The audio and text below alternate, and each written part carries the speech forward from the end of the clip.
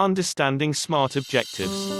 Setting and achieving goals require understanding the art of goal setting. There is one method that has stood the test of time, the SMART method.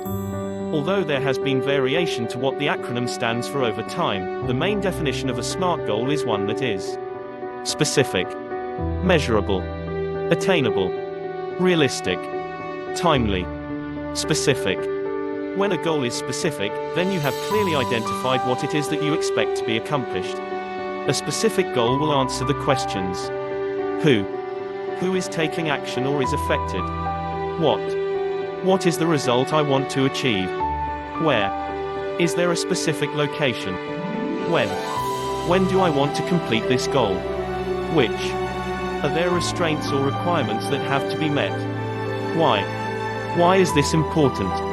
What specifically is the benefit of achieving this goal? For example, let's say that you want to improve customer relations. That's not specific enough. If you answer the questions above, however, it becomes more specific. Who? Customer whose accounts I am assigned to, currently 750. What? I want to be the person that my customers think of first when they need to talk to someone about internet technology. I will know this is happening when I receive at least 20% more inbound customer calls each month. I will email and then call all 750 customers to reintroduce myself and our services.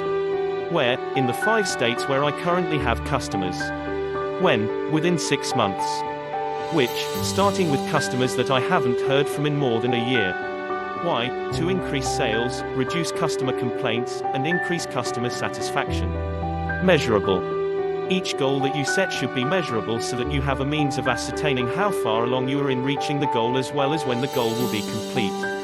If you have a measure for the entire project, as in our example above of reaching 750 customers, then you can also determine how much of your daily workload should be dedicated to achieving the goal.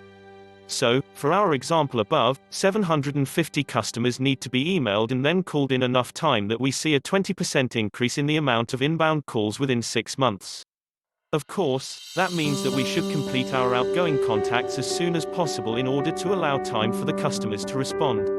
Let's assume that we can complete 50 emails in a day in addition to maintaining normal customer service.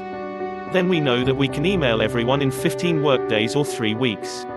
But we might not want to wait 3 weeks between emailing and calling. So let's say we decide to alternate emailing and calling. In the first week, we decide to only email 100 people. The second week, we call those 100 people.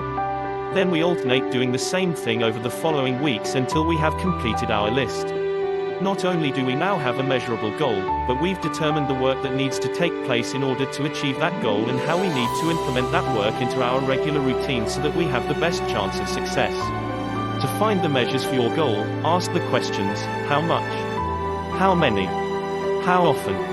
Or, just answer the question: how will I know when I've reached my goal? Attainable. As we saw in the last section, having a measure for your goals lets you plan the work that is necessary to achieve the goal.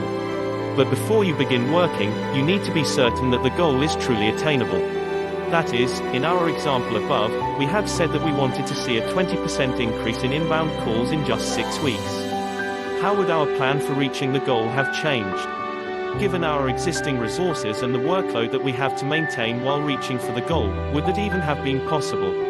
If a goal is not attainable given the constraints that you face, you either need to work towards removing those restraints or lowering the level of the goal so that it becomes attainable. Realistic. If a goal is to be realistic, it must be something that you are willing and able to work towards. This doesn't mean that all your goals have to be low and simple. It just means that you have done a thorough analysis of the task at hand and you have come to the conclusion that the goal is realistic. Some questions you could ask yourself during this analysis include: do I have the resources, financial, personnel, equipment, etc., to reach the goal? Do I have the support of others? What knowledge or expertise am I lacking that I will need to locate or learn? Have I prioritized this new goal with existing goals? In some version of SMART goals, the R actually stands for relevant. In this case, you are comparing the goal to the overall mission of the organization and to your personal goals, objectives, and roles. Is the goal something that you should actually be completing, or is it better suited for someone else? Will it improve your overall skills and ability to do your job? If not, why are you pursuing it? Timely. The final component of the SMART goals strategy is timely. Without adding a time restriction to your goals, you don't have the necessary motivation to get going as soon as possible. Adding a realistic time boundary lends a sense of urgency to your goal and will help to keep you focused. Since organizations and people change regularly, so can goals. Making sure your goals is set with a time limit also ensures that you complete the goal while it is still relevant to what you are doing on the job or in your personal life. Key points. SMART is an act of goal setting that stands for specific, measurable, attainable, realistic and timely. When a goal is specific, then you have clearly identified what it is that you expect to be accomplished. Each goal that you set should be measurable so that you have a means of ascertaining how far along you are in reaching the goal as well as when the goal will be complete. Before you start to work on the goal, you need to be certain that the goal is truly attainable. If a goal is to be realistic, it must be something that you are willing and able to work towards.